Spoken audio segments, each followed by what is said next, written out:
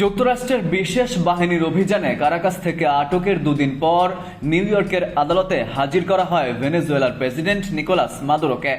সোমবার Manhattan federal আদালতে শুনানির সময় তিনি নিজেকে নির্দোষ দাবি করেন এবং অত্যন্ত দৃঢ়তার সাথে নিজের প্রেসিডেন্সি পদের বৈধতা তুলে ধরেন।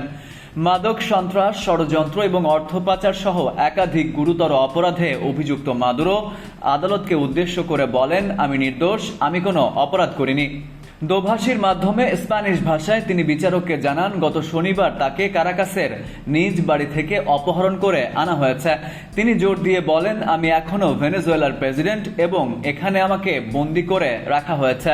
তবে প্রায় এক যুগ ধরে দেশ শাসন করা এই নেতার বক্তব্যে বাগড়া দিয়ে বিচারক তাকে শুধুমাত্র নিজের নাম বলার নির্দেশ দেন এবং জানান যে তার শাসনের দিন শেষ হয়েছে।